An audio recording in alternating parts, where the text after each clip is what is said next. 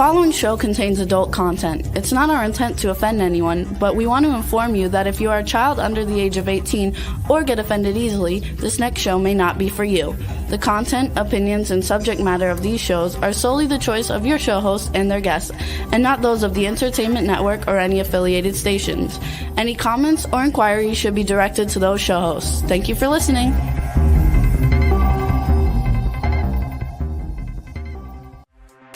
Hey everyone, and welcome to 50 Shades of Bullshit. I'm your host, Christine Lalonde, and this is the podcast where we uncover the truth about online dating. Now let's begin. Hey everybody, I'm Christine. I am Jada. Hello. And this is 50 Shades of Bullshit today. Jada, Yes! we're so happy to have you back. Last week was a little bit of a hiccup. So for those who didn't hear last week, we were talking on the phone. It was like 1 p.m. in LA time, and we're just chatting. And she's like, "Is our show today or tomorrow?" And I was like, "Girl, it's tomorrow, normal time, And then at 2:00, I was like, "Holy shit, is it Thursday?" And she's like, "Yeah, all day." And I was like, "The show's today, not tomorrow. What am I talking about?" I thought it was Wednesday all day. So that is funny. So Jada didn't make it. No. Sorry. It was a good show though. We talked about sex. I watched it. I wish I could have been. It was great. It was great. So I have had the most incredible day yesterday. Okay. I couldn't wait to tell you. Okay. The show Ghost Adventures with Zach Baggins? Yes. Okay, so I've had a mad girl crush on him since 2007, right? Okay. That's when the show started. Yeah. I'm a big fan. I get a call a week or so ago that says, "Hey, someone from a producer of some ghost show." Mm-hmm. And it was like, "Oh yeah, we heard that you work at Orchid Ranch, and we heard that you had some ghost encounters." And I said, "Yeah, I'm a medium. I'm like a sensitive, an empath, a psychic. I have encounters all the time." Mm-hmm. And he said, "Well, would you like to, be interviewed for our show?" And I was like, "Yeah, I'll think about it." So then I get an email from them, and I look at it, and I look at it again, and it's Ghost Adventures. And I'm like, ain't no way I am not going to be on that show. So we filmed last night. They interviewed me on the show, and I stood 1.5 feet from Zach Baggins, looking him directly in the eye, and I thought I was going to die. Wow. I literally thought I was going to die. I've been telling my boyfriend for the last few days, it's a good thing that I am in a relationship with you. Because otherwise... He says it is a good thing because you're not. No. I was like, holy shit, Zach Baggins is a hottie patati. But look at the universe. Do you see? Look at that universe. Look what you did. It was fun. He was cute, yes, but it was a lot of fun. Now, where is this going to be? Is it going to be somewhere that I could listen to it or watch it? Yeah, Ghost Adventures. I don't know what station it's on. I don't know. I'll have to look it up, but I'll have to let you know when the episode airs. And then that way you can watch it. All of the whole time I kept thinking, please don't make me look fat. Please don't make me look fat. It's on the Travel Network or the Travel Channel. I'm gonna so anyway, how's your week? Is it good? Sorry, I didn't know what that was. My week has been good. It's been productive. It's been busy, which is good. A lot of love connections happening, which is great. Oh, so yes, that's great. It's been good. Great. It's been good. Yeah, I love it. I'm excited. So, by the way, you missed our meeting yesterday. We had the dating. I heard about industry. it. We had a great talk. I did talk about the profile videos that I've created for you guys, and everybody seemed pretty excited about it. So that was really good. That was the highlight. But we have to get you to LA by June because you need to come to our annual party. So we'll keep you posted on that. I did have a couple people reach out to me after that had some interest in. I'm so bummed that I missed it, but I was on a client call. But I heard it went really well, and there is interest in it, so that's exciting. That's great. I love it. Today, well, last week we talked about some hot, steamy sex stuff, and today we're talking about some hot, steamy sex stuff. So, sex stuff. I can't talk because sex just makes me not talk. Maybe I need to have more of it, so I'll shut the fuck up. Today is called Sexual Freedom. And we have Brittany Clark on with us today. She is a relationship coach who helps clients find their identity, and she helps her clients find peace with themselves through sexual exploration, kink, and navigating true love. Ooh, girlfriend. So Brittany believes that there are so many benefits coming from being able to identify and fulfill your sexual desires. So today she's here to talk with us about cultivating safe conversations and healing around all things taboo. And girlfriend, I am all about all things taboo. I've got so many questions. I'm excited. Let's bring Tiffany on. And Tiffany, I'm so glad. I'm so sorry. Brittany. Good God. See, I told you I couldn't fucking talk. Brittany. Hi, guys. Hello. Brittany, where? Tomato. You're much prettier than a Tiffany would be. Thank you. There we go. I've insulted every Tiffany in the world. I'm so sorry. It's okay. They'll get over it. I was just, building Brittany up since I blotched her name. So there you go. Fair enough. Well, hi, Brittany. Thank you for coming and talking to us about sex today.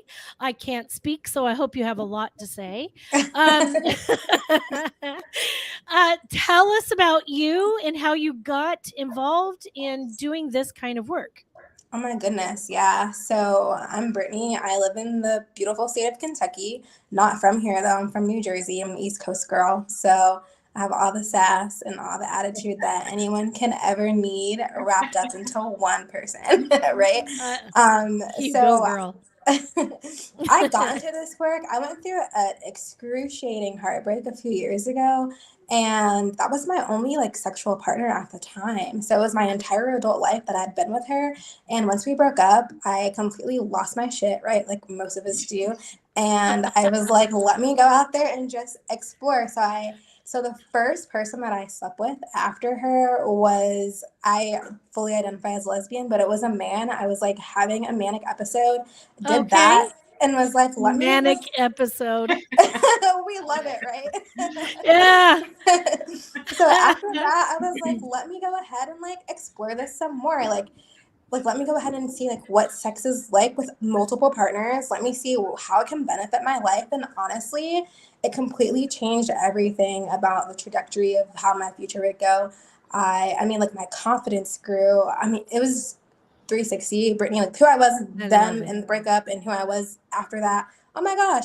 So I really believe that sex can change your life, and that's how I got into this. And so here I am today to talk about all the crazy things, sugar baby life, whatever. We're here for it. I love it. So I have a couple questions. Did the manic episode make you just really confirm that you're a lesbian, or did it make you question maybe you are bi?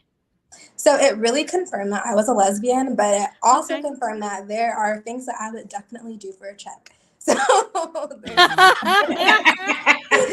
don't we all, sister? I'm telling you, we'll all do something for a fucking check. So okay, were you in your 20s your first relationship? Yeah, so it was most of my adult life. Yeah, so I'm headed into my 30th year in 2 months. So, but it was a long time. It was a really long, wild adventure.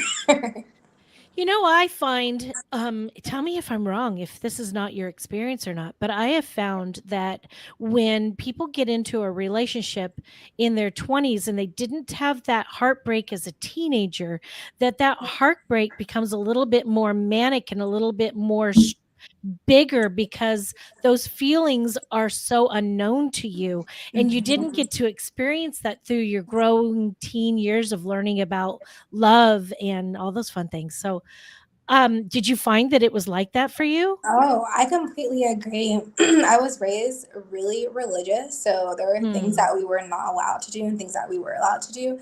It was a pretty strict, like, religious environment. So there were, like I said, a lot of rules and regulations to how dating could go. And so, yeah, as a teenager, I just wasn't exposed to heartbreak or what that was like. So when it actually happened for the first time, I literally thought that I was dying. I thought I was having a heart attack every single day. I was like, why does no one talk about this? Why did no one prepare me for this? What is going on? And one of my goals is to help people not ever go through that again, because people need to be educated about how painful and how much of an effect that can have on you. Yeah, heartbreak can really be a physical feeling. You literally feel like this spot in your chest is just like so tight and constricted, and it feels like you can't breathe and you're suffocating. It's terrible. So I get it. I've had a lot of them. It makes you stronger. I sounded like a smoker there. I had a lot of them. Okay, so tell us about sexual freedom. What is your feeling about it? What is your definition about it? Yeah, I believe that. Yeah, sexual freedom for me is just your desire, like your ability to embrace your desires openly without shame or guilt, right? Or insecurity, because I feel like a lot of times we associate sex with something that's to be kept a secret, something that we can't really talk about out loud to other people. Something that we can only talk about with our partners. And even then, I feel like a lot of people don't even express their sexual desires with their partner. And then there's so much insecurity around it, whether it be how you look physically, whether it be how you portray yourself as a person. And like, don't even get me started with going into like new partnerships or new sexual experiences. There's so much insecurity and so much nerve that come with it, with each experience. Yeah. And so for me, being sexually free is just all about bashing that wall and being so confident in yourself that you can go into any sexual experience knowing that you're that girl, right? Like, you're the shit. And like, the person that's with you wants to be with you. They're not just there because they actually desire you. So yeah, I would say too, like talking about when you go through a breakup and then you have a new partner, you not only go through the insecurities, but you have to get into a rhythm. You have to like make sure that it works. And usually the first time, sometimes people are super nervous and it's never good. So I definitely would advise communicating so that you're both on the same page, because you're learning someone's entire everything all over, especially if you've been in a relationship for a long time. Yeah, I think that first time is really a tricky situation to get through. Either it's a right kind of person for you and the sex is horrible the first time and you're like, oh my God, I'm never going to have sex with that person again because it's terrible.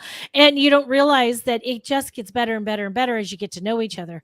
Or you have this big, like, mind-blowing experience the first time and it's not the right person for you. And so you get so hung up on that person that it's all about sex and not about the real relationship. So it's a really tricky thing to navigate through. Yeah.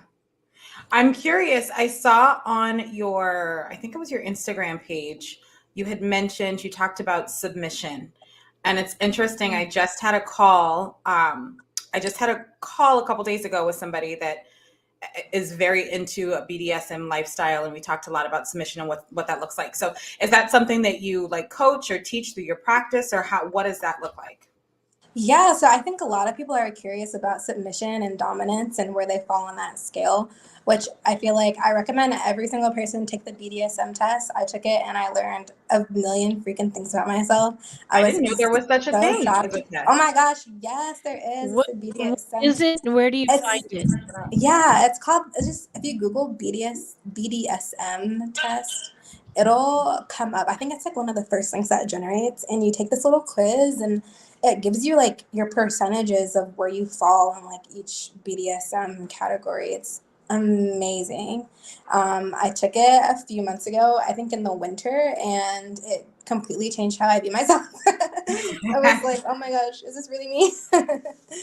Well, not only figuring out if you have tendencies to be open to BDSM or if it turns you on or whatever, but then you have to find the partner that is also into that you are attracted to, that you know, mesh with. It's a tricky thing. Oh yeah, for sure. I can imagine there's probably people that are into it that don't want to say that they're into it from like the shame perspective. Oh, hold on. Yes. But when I was dating my manic dating stage, every freaking guy asked, you know, what do you like? Do you like BDSM? Do you like to be spanked? Do you like your hair pulled? You know, crap like that. And I'd say, yeah, of course I do. And I was really open about it. And the next thing you know, they're acting like they're the king of BDSM, and they were not. They didn't understand it. They didn't get it. They'd be like, it was weird. So it's like it took me, I had to learn the hard way that it should take me a while to tell somebody, because then they don't like me for just that kind of thing and think it's just going to be a sexual encounter. Yeah. I could see that. I could see that. I could see a guy being like, yeah, so let me spank you. Here's some handcuffs. And they think that's what it is. And I'm finding out after I spoke to that person and did a little more research, there is like a lot more to it. It is not just 50 Shades of Grey. It is like heavy. Well, 50 Shades of Grey was about the contract. Yeah. 50 Shades of Grey was all about the contract. They never got into anything good. Agreed. And also, like, really, when it comes to like BDSM and any submissive dominant relationship, not every, like, if you identify as a submissive, not every dominant partner that you have is going to have the same boundaries with you, because you may let one person choke you and not another. There's safety that goes into it, your risk that goes into it.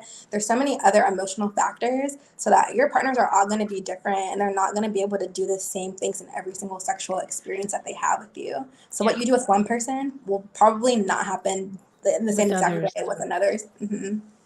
So I remember every single time I'd go to have sex with somebody, either like the first, second, or third time or whatever, and they would go to choke me, I would immediately flash to, oh shit, is this the day I die by some guy who's going to choke me out and kill me? Because I didn't know him, and I didn't feel comfortable yet because we weren't in a relationship. I didn't know who he was. I didn't know if he was going to murder me or not. And that first time out, when they do that and they've not asked you, or not even asked a safe word, or not even asked, you know, what you're comfortable with, and they just go right to it, those are people who don't understand. And those are people who need to educate themselves, because they're in a really seriously strong, powerful position. You know what I mean? So it's tough. So yeah. Leaving you on that note. I'm here for it. You're like, do it. So tell us more how we can find a bigger sexual freedom in our lives. I think exploration. I think we live in 2023. Like, we're all here in 2023 for a reason.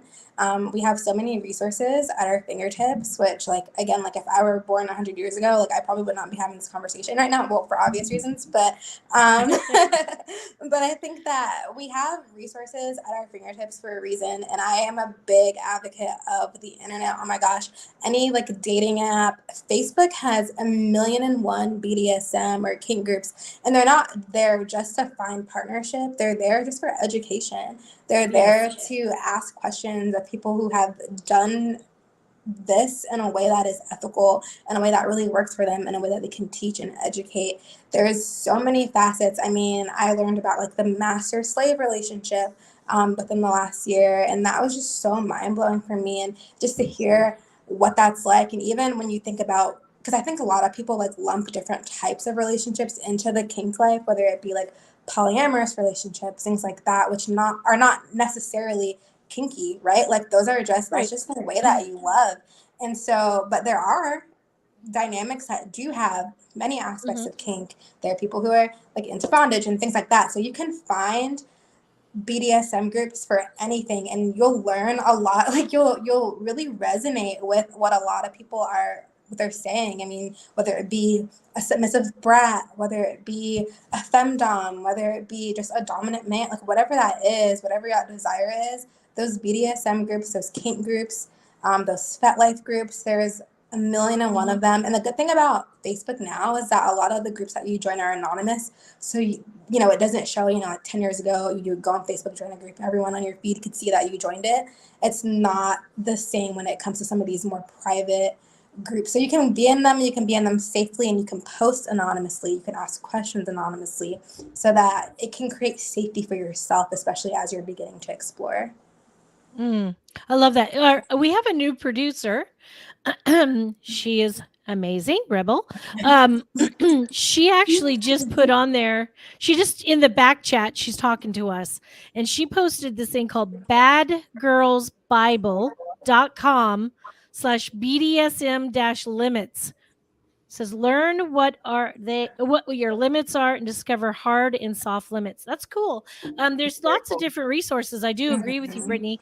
It's just if you find that you are interested or that kind of this sounds fascinating to you, research is really great. Like you said, going out there, just putting in BDSM, just education. Maybe add the word education so you don't get like scared with visual. Right.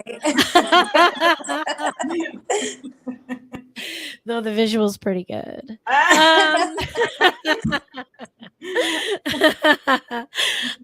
So tell us more about how a woman or a man, I mean, to each his own, but we're a bunch of girls talking about girls.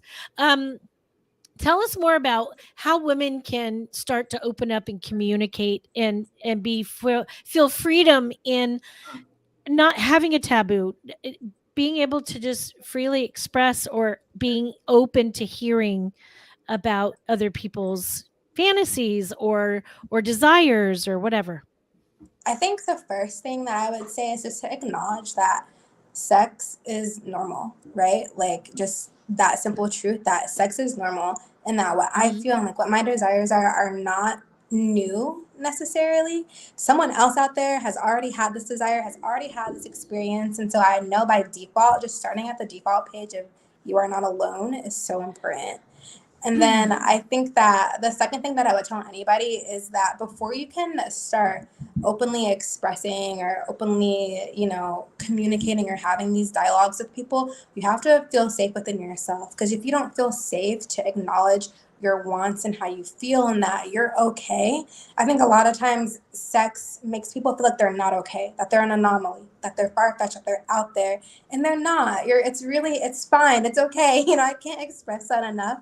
And so I think first creating that safety within yourself, I think that's the fundamental piece of being able to explore with somebody else. Because if you don't feel safe and you feel like you're at risk and you're at flight risk and you can't face yourself with your truth, then you cannot I would never recommend someone go and explore partnerships with other people if you don't have that safety inside of yourself yet. Oh, I agree.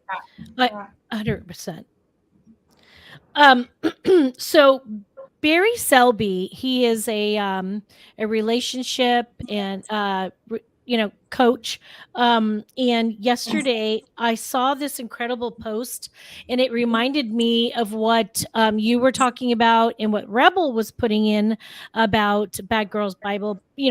Just like religious type things. And one of the things he posted yesterday, and I wanted to pull that up because I think it's really important. He posted this thing yesterday that was called I Believe in God of Spinoza. Have y'all heard of that? No. And it's written okay, it says when Einstein gave lectures at US University, he God bless America. The recurring question that students asked him most was, do you believe in God? And he always answered, I believe in the God of Spinoza. And basically it is, I'm going to screw this up. I am definitely going to screw this up, but it is a Dutch philosopher from the 17th century philosophy. His name was, let's see if I can get this right. This is what I'm going to screw up. Baruch de Spinoza. Okay. And he would go on to speak, let me read this. And it's just the beginning because I think it's really important. He said, God would say, stop praying. What I want you to do is go out into the world and enjoy your life. I want you to sing, have fun, and enjoy everything I made for you. Then he goes on to talk about churches and blah, blah, blah.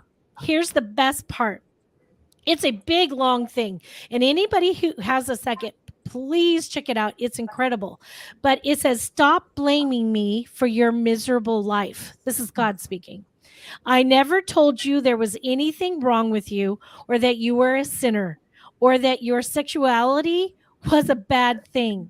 Sex is a gift I have given you and with which you can express your love, your ecstasy, and your joy. So don't blame me for everything that everyone else made you believe. And that was the most important thing that stuck with me, is because I think a lot of people have this thing that we've been raised with, that we can't talk about sex. We can't engage in certain kind of sex. The man-made religion that has this is my opinion, that is forced, I always have to say that has forced us to swallow the fact that we should be ashamed of our bodies and that sex is only for creating children. It's just not true, because if it was only for creating children, we wouldn't have pleasure zones. Mm-hmm. Right? We wouldn't be able to orgasm. I mean, what's the point of feeling pleasure if you're just going to limit it to one act and then not explore what your body is capable of doing, what your mind is capable of doing? Yeah. Because, I mean, there is a lot that ties into sexual intimacy and activity. It's not just the actual act. It can be tantric. It could be mental. It could be so many different things. Mm-hmm. So I think, Christine, what you just said, to your point, I mean, that's kind of a big deal. And I think sometimes people don't think about it. We think of sex as sex, like the actual act of sex. But there are so many different ways that you can please and pleasure somebody without the actual act itself. Mm-hmm. Yeah. Intimacy goes far beyond just that physical connection. There's emotional intimacy, mental intimacy, so many different ways that you can be intimate with somebody. So you coach people, Brittany, right? Mm-hmm. I'm sorry, who wrote what?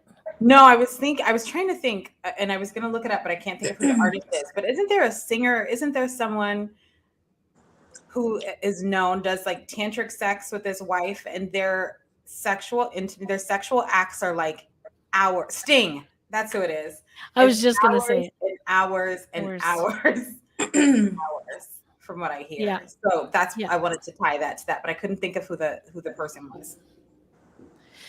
Yeah, I would, I enjoy that, hours and hours, but there are times you just need to hit it and quit it.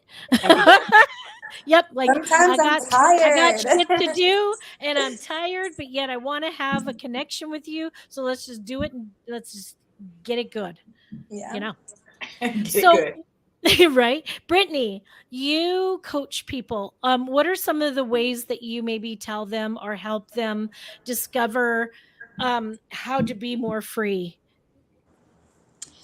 I think a lot of it's such a process, and I think, like I said, the first thing that I always address is the person, right? Like before we can even like branch out and get them into that sexy zone in their life, and that period where they're just doing and banging who and what they want whenever they want.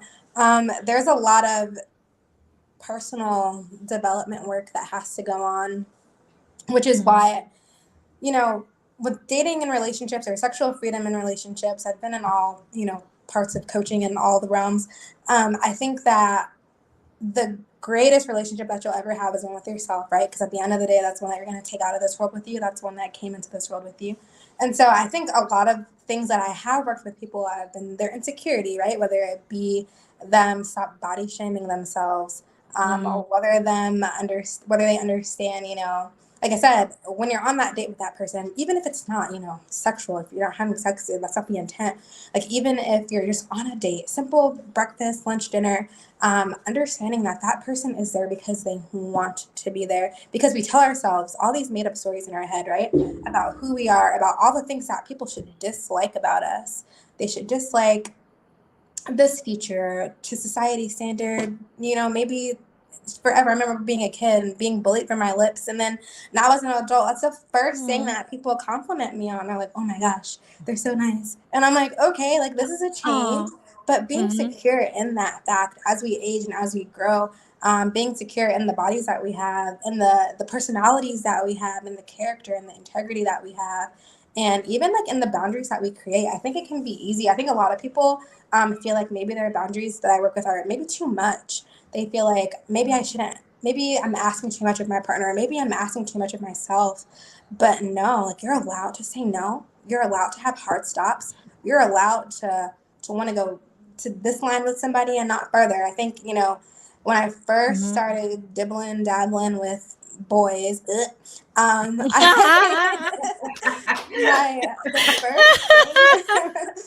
of the first things, like my first sexual experience with a man, like, I mean, it was insane. It was like the most insane day of my life. It was terrible sex, but I remember like doing so many things because my thought process, like as a lesbian woman, was, well, all the straights are doing it. Like all the straight people are doing it, so I'm gonna do all these things. Whatever he asked of me, I did because I just thought that was standard, and it's not. I'm so curious about this. So when you had that encounter, that sexual experience with this man, did he not really take time to explore your body and pleasure you and make you feel desired? Did he not do that? Oh, that first encounter with that man was like I said, the worst experience sexually that I've ever had. And like it was so focused on him. Now, of course, as someone who has had sex before, I was like, I couldn't base every encounter with men moving forward on him. But no, it was very selfish. It was I can't even call it love. It was a very selfish encounter. That I 10 out of 10 would not recommend, but it really changed my perspective and helped me see a lot of things in a different way, for sure. Well, I'm a straight woman. I've had other women encounters. I've slept with other women. It's not my cup of tea, but what is about it that is my cup of tea is that they understand my body. It's a shared experience. It's not a one-sided thing. And it was very sensual and sexual. That part I liked. I tend to like a penis, but I will tell you, being this I have been the dating guru because I've dated more than you could ever imagine. And I've had a lot of sex with a lot of different people, and let's just put it that way. And this is the thing.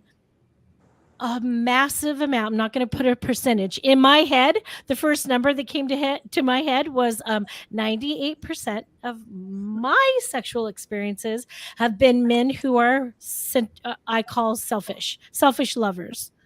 And you do once in a while get a great lover who it's a mutual 100%, but not always.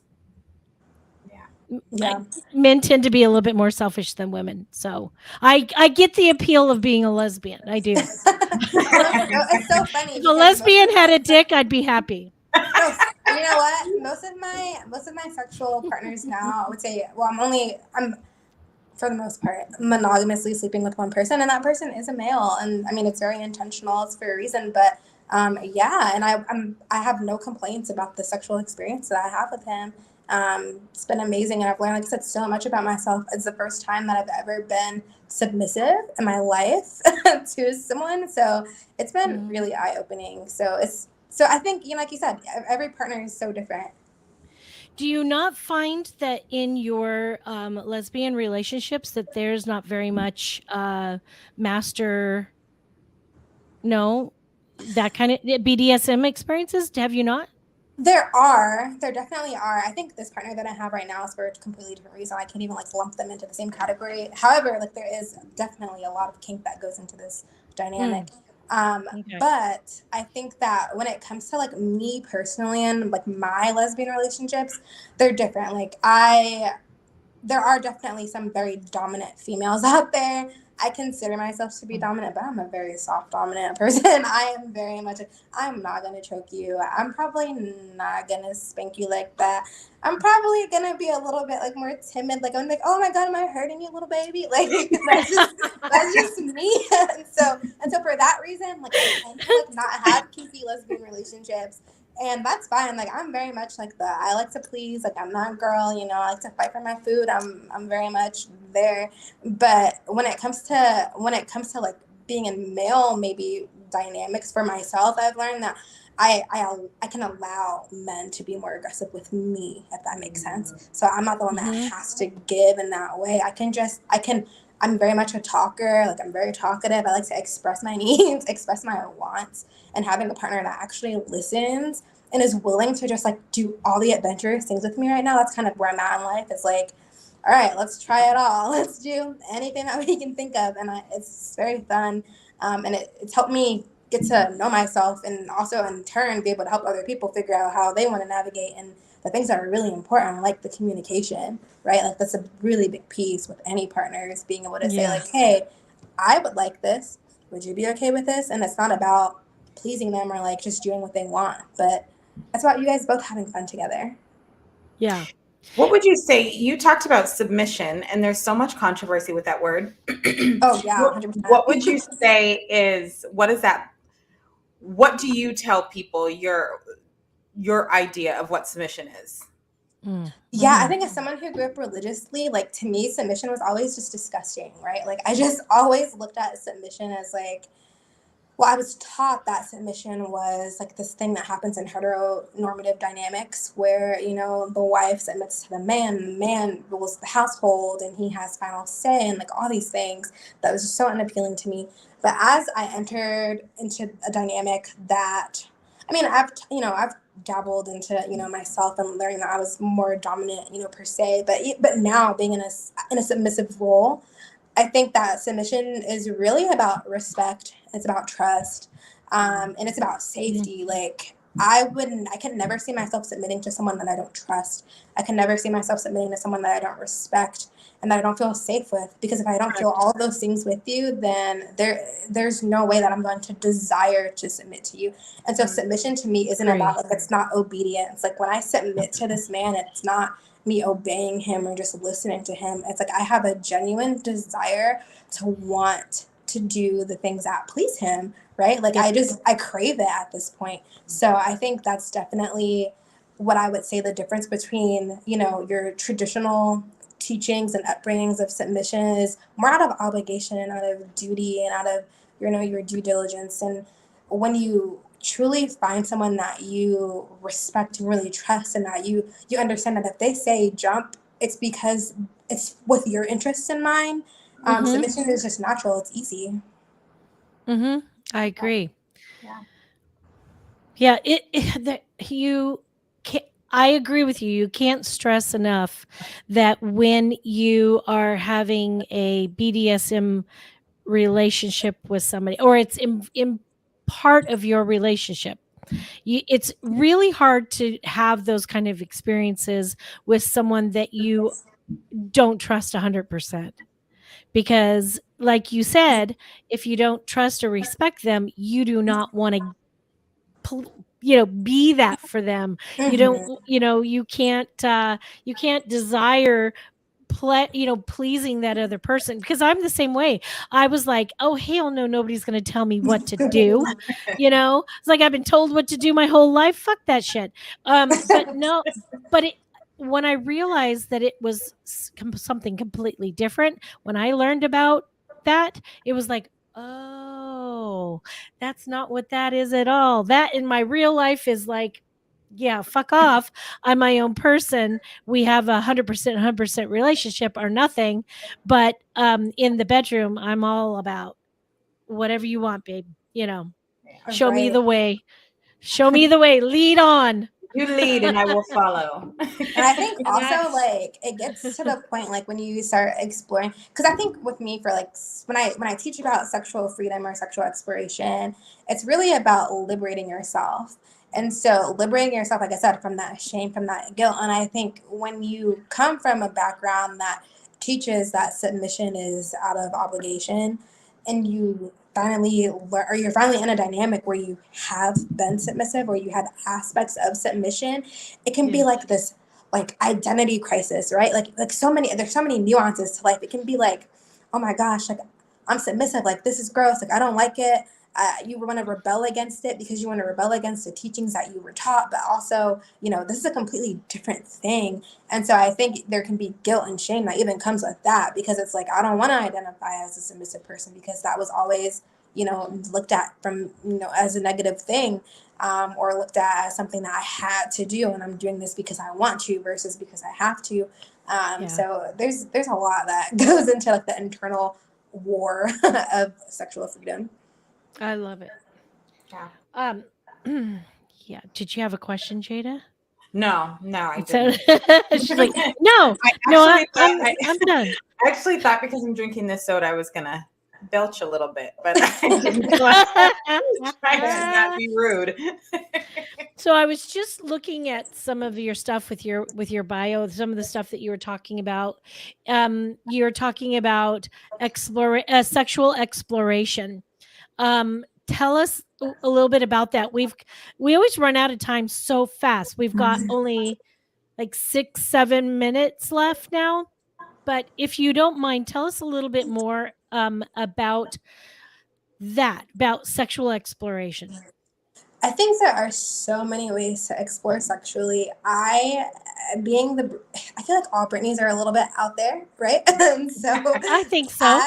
As a Brittany, the way that I began to sexually explore, like I said, it was through the sugar baby life. I was like, let me go out there and find sugar daddies that take care of me to like meet my needs. Like I didn't want to date necessarily, but I also like wanted to feel connected to people. And so that's one way that that's one way that people are very interested in. I'm surprised actually by how many people are interested in like what the sugar baby life is, and maybe not even just sexually, but just like what a dynamic with someone would be like. So there's that. There's also dating. I am the queen of the dating apps. Okay. Like when I first entered the dating coach scene, I was like, my big thing was like, I had gotten like 5,000 mutual quality like matches within like a 6-month period on like every dating app. And I was like actually like vetting people.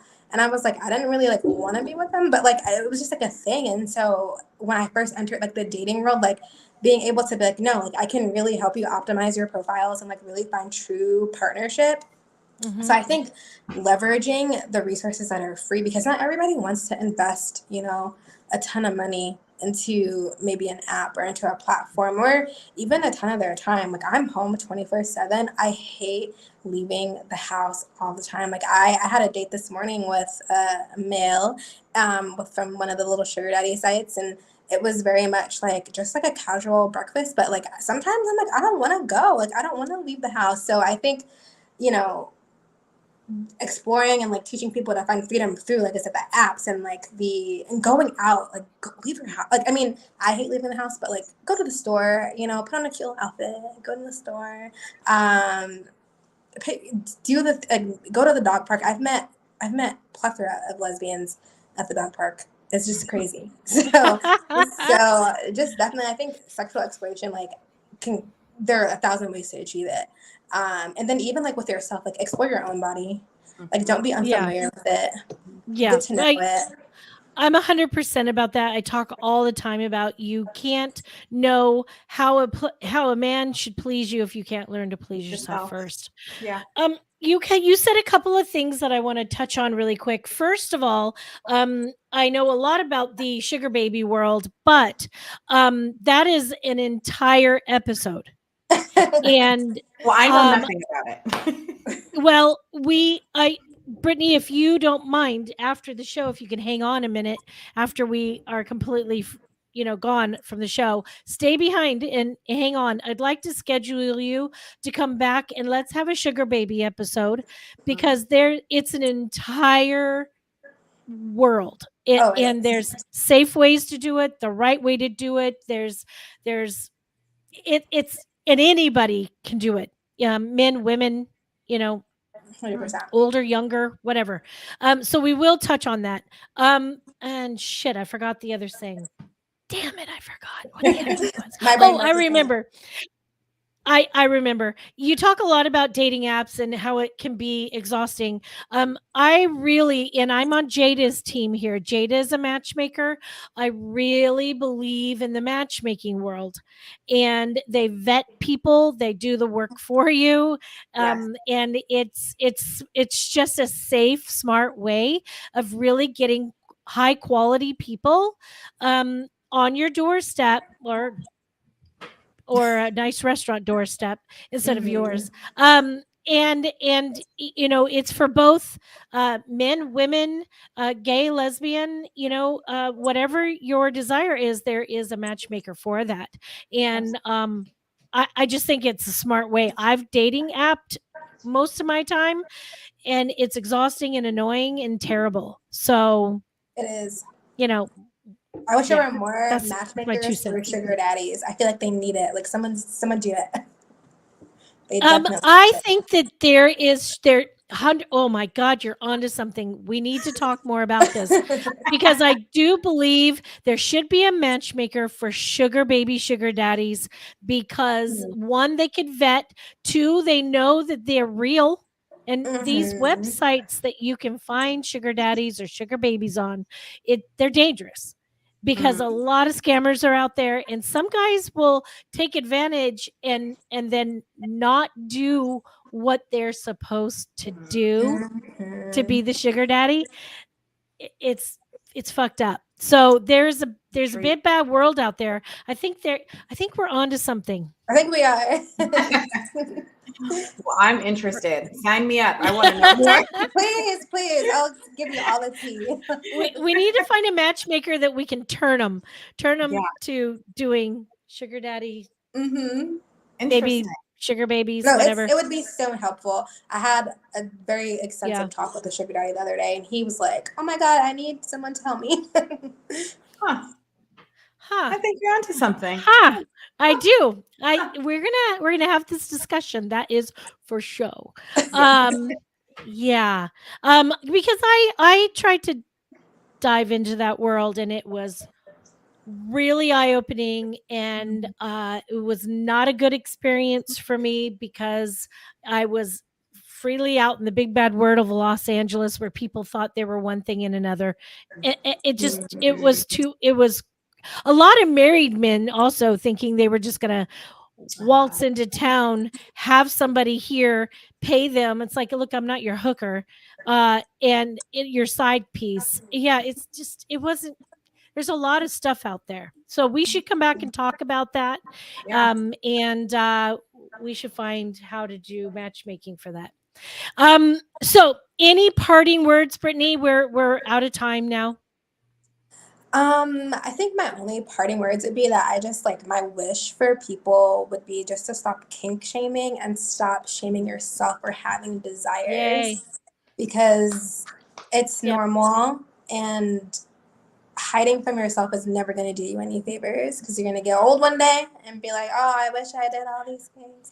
So I wish that people would just stop kink shaming. Just because you're vanilla doesn't mean the rest of us are, so right. Be a vanilla but add some caramel and chocolate and sprinkles and fruit and just add it all in. I'm for it. I will do anything. I'm that person.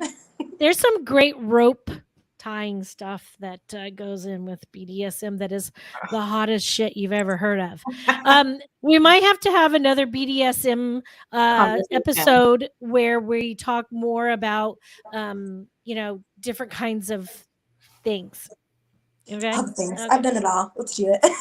Yeah, let's do it. My boyfriend and I are into rope play, and ribbon and rope.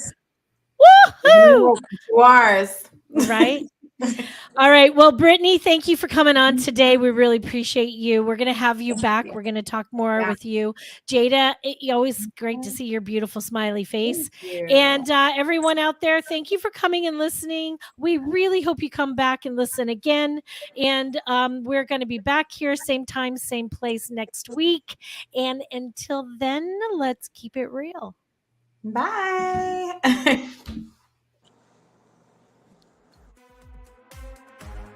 If you enjoyed this episode, please share with your friends, like and follow us on Instagram at 50 Shades of _bullshit and Facebook at 50 Shades of Bullshit.